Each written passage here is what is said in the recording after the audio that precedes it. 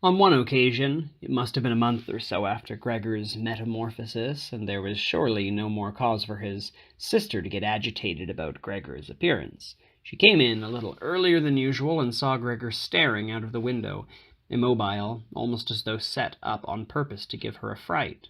Gregor would not have been surprised if she had stopped in her tracks, seeing as he impeded her from going over and opening the window. But not only did she not come in, she leapt back and locked the door.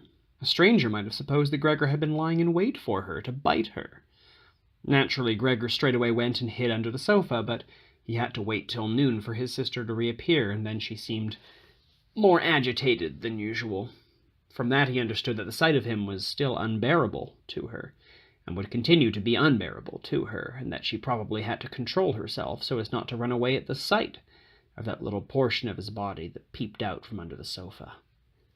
One day, in a bid to save her from that as well, he moved the tablecloth onto the sofa. The labor took him 4 hours, and arranged it in such a way that he was completely covered, and that his sister, even if she bent down, would be unable to see him. If this covering hadn't been required in her eyes, she could easily have removed it, because it was surely clear enough that it was no fun for Gregor to screen himself from sight so completely. But she left the cloth in situ, and once Gregor even thought he caught a grateful look from her, as he moved the cloth ever so slightly with his head to see how his sister was reacting to the new arrangement. During the first fortnight, his parents would not be induced to come in and visit him, and he often heard their professions of respect for what his sister was now doing, whereas previously they had frequently been annoyed with her for being a somewhat useless girl. Now, though, both of them, father and mother, often stood outside Gregor's room while his sister was cleaning up inside, and no sooner had she come out than she had to tell them in precise detail how things looked in the room, what Gregor had eaten, how he had behaved this time, and whether there wasn't some sign of an improvement in his condition. His mother, by the way, quite soon wanted to visit Gregor herself, but his father and sister kept her from doing so with their common-sense arguments, to which Gregor listened attentively, and which met with his whole-hearted approval.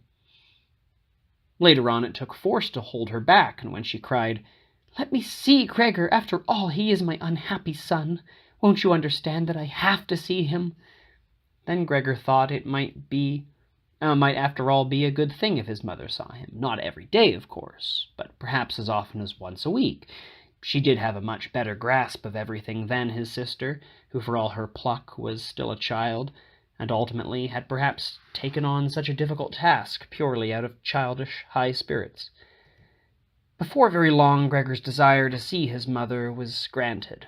Gregor didn't care to sit in the window in the daytime out of regard for his parents, nor was he able to crawl around very much on the few square yards of floor. Even at night he was scarcely able to lie quietly. His food soon stopped affording him the least pleasure, and so, to divert himself, he got into the habit of crawling all over the walls and ceiling. He was particularly given to hanging off the ceiling. It felt very different from lying on the floor. He could breathe more easily. A gentle thrumming vibration went through his body, and in the almost blissful distraction Gregor felt up there, it could even happen that to his own surprise he let himself go and smacked down on the floor. Of course, his physical mastery of his body was of a different order from what it had been previously, and so now he didn't hurt himself, even after a fall from a considerable height. His sister observed the new amusement Gregor had found for himself. As he crept here and there, he couldn't avoid leaving some traces of his adhesive secretion. She got it into her head to maximize the amount of crawling Gregor could do by removing those pieces of furniture that got in his way, in particular the wardrobe and the desk.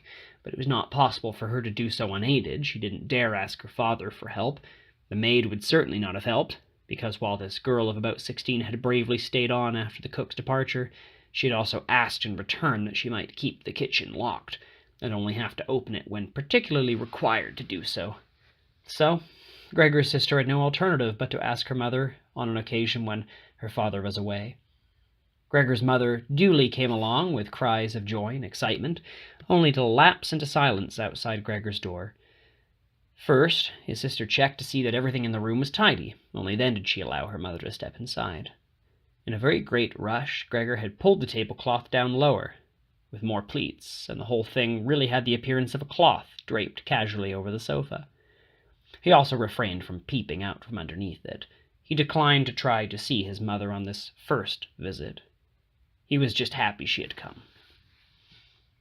"It's all right. You won't see him," said his sister, who was evidently taking her mother by the hand. Now Gregor heard the two weak women shifting the heavy old wardrobe from its place, and how his sister always did the bulk of the work, ignoring the warnings of his mother, who kept fearing she might overstrain herself. It took a very long time. It was probably after 15 minutes of toil that his mother said it would be better to leave the wardrobe where it was, because firstly it was too heavy, they would never manage to get it moved before father's return, and by leaving it in the middle of the room they would only succeed in leaving an irritating obstruction for Gregor, and secondly it was by no means certain that they were doing Gregor a favor by removing that piece of furniture anyway. She rather thought the opposite. The sight of the empty stretch of wall clutched at her heart, and why shouldn't Gregor have a similar sensation too, seeing as he was long accustomed to his bedroom furniture, and was therefore bound to feel abandoned in the empty room? "And isn't it the case as well?" his mother concluded very quietly. Indeed, she was barely talking above a whisper throughout, as though to prevent Gregor, whose whereabouts she didn't know, from even hearing the sound of her voice, seeing as she felt certain that he wasn't capable of understanding her words anyway. "Isn't it the case as well that by taking away his furniture we would be showing him we were abandoning all hope of an improvement in his condition and leaving him utterly to his own devices? I think it would be best if we try to leave the room in exactly the condition it was before, so that if Gregor is returned to us he will find everything unaltered, and will thereby be able to forget the intervening period, almost as if it hadn't happened." As he listened to these words of his mother, Gregor understood that the want of any direct human address, in combination with his monotonous life at the heart of the family over the past couple of months, must have confused his understanding, because otherwise he would not have been able to account for the fact that he seriously wanted to have his room emptied out. Was it really his wish to have his cozy room comfortably furnished with old heirlooms, transformed into a sort of cave, merely so that he would be able to crawl around in it freely, without hindrance in any direction, even at the expense of rapidly and utterly forgetting his human past? He was near enough to forgetting it now, and only the voice of his mother, which he hadn't heard for a long time, had reawakened the memory in him. Nothing was to be taken out, everything was to stay as it was. The positive influence of the furniture on his condition was indispensable, and if the furniture prevented him from crawling around without rhyme or reason, then that was no drawback either, but a great advantage. But his sister was unfortunately of a different mind. She had become accustomed, not without some justification either, to cast herself in the role of a sort of expert when Gregor's affairs were discussed with her parents, and so her mother's urgings now had the effect on his sister of causing her to insist on the removal, not merely of the wardrobe and the desk, which was all she had originally proposed, but of all the furniture, with the sole exception of the indispensable sofa. It wasn't merely childish stubbornness and a surge of unexpected and hard-won self-confidence that prompted her to take this view. She'd observed that Gregor needed a lot of space for his crawling, and in the course of it, so far as she had seen, made no use whatever of the furniture. Perhaps the natural enthusiasm of a girl of her age played a certain role too, a quality that seeks its own satisfaction in any matter. And this now caused Greta to present Gregor's situation in even starker terms, so that she might do even more for him than she had thus far, for it was unthinkable that anyone else would dare to set foot in a room where Gregor, all alone, made free with the bare walls.